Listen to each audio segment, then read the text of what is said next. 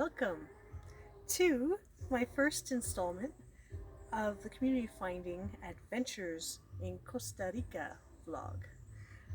The flight from Ottawa to San Jose International Airport was non existent as I didn't meet some of the criteria required to get through my connection to Houston, Texas.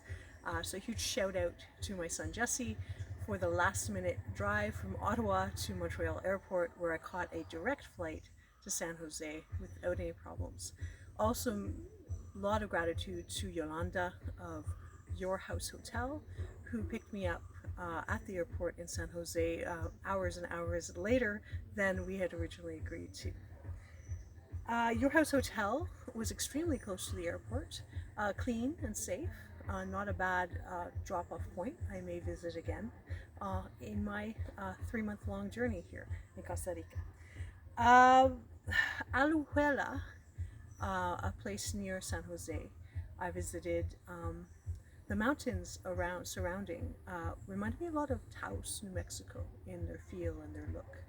I went to the mercado, or the market, in Aluhuela, and was kind of shocked at the amount of dead animal meat that met me when I walked in the door.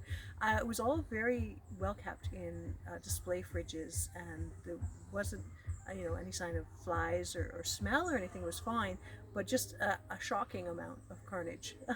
Similarly, for lunch that day, it was difficult to find something without beef or ham, but I finally managed to wrestle myself down a fried chicken, which was lovely.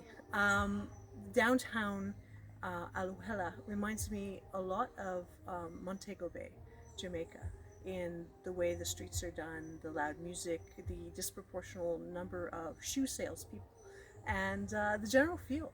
Um, Except Aluela has some commercialization, McDonald's, Pizza Hut, KFC, Walmart, unfortunately, but it still has much of the Costa Rican flavor as well.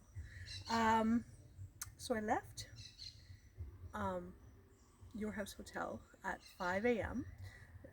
By Uber to go to San Jose proper, the 7:10 bus depot, to catch a 7:30 a.m. bus across to Nosara on the northern Nicoya Peninsula, um, near Pachamama, where I am right now.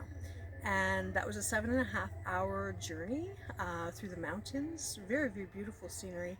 But when we crossed over to the Nicoya Peninsula, the blue zone, where human life extends quite a bit naturally, yeah, it was obvious. And I can't tell you exactly why or what, but the feeling was there that it was something special there.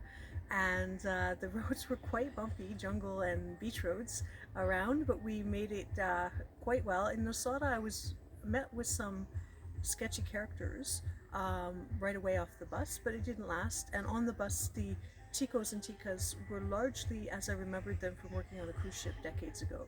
They were calm and courteous and trustworthy.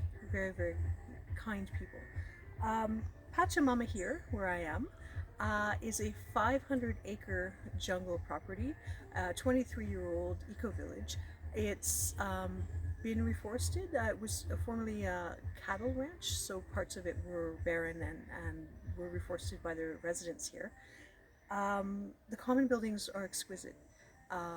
Beautiful architecture, lovely open air buildings, common buildings, and a lot of natural materials used to build it. Uh, yeah, really, really enjoy the high quality of the common buildings in what they call Pachamama downtown. The people of Pachamama are cool. The shy, long term, mostly seasonal residents are spread over the 500 acres, and you can see their villas dotting the jungle mountains surrounding the village.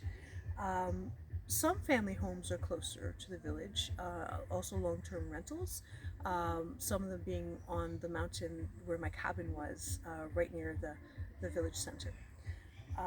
Occasionally, they mingle with guests, and if you are a guest, you are granted a 30-minute talk with one of the residents to answer any questions you have about Pachamama.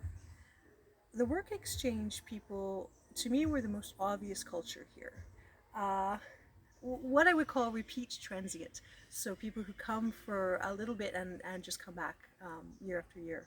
Um, I found them, young 20 somethings, very vibrant, very lovely people. Uh, a lot of them were getting their first taste here of spirituality, alternative thinking, natural lifestyle. It's really exciting to witness and to be part of that lovely sort of startup energy. Uh, the major commodity here at Pachamama are workshops. There was a month-long intense yoga teacher training just ending while I've been here, as well as a full week body cleanse. It's part of a larger series of workshops called the Transformation Cycle.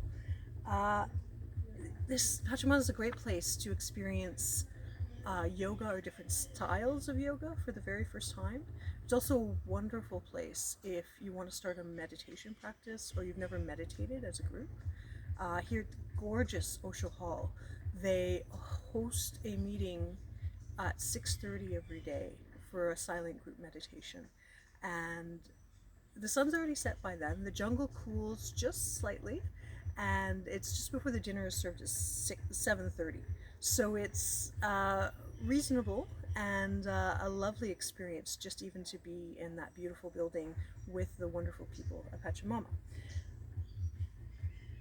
The recycling disappointed me a little bit. I'd heard a lot about it, and I was really excited to see, maybe naively, maybe I had a fantasy about sort of a Gilligan's Isle style of way that they would use coconuts to turn modern living into jungle muck.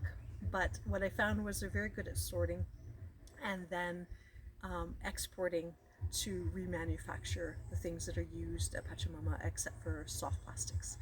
Uh, I was a bit disappointed too. Only 10% of the crops end up on our plates here as people who are visiting and living at Pachamama. I figured with 500 acres they would be able to grow a lot more food, but I'm told that they are meeting weekly with a professional permaculture specialist who's helping them be more sustainable in the food department. So, oh, I heard a rumor too that they're growing moringa, which is a lovely tropical crop that should help them be far more sustainable. Uh, I knew Pachamama from the location and the culture wasn't for me long term, but I'm very grateful to have visited this beautiful place, and I'm especially grateful for all the wonderful people I've met.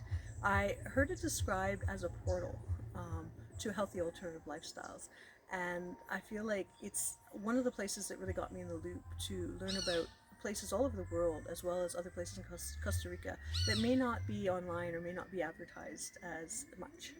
So my next stop is Rancho Delicioso, and I hope to be posting another blog then. Thank you.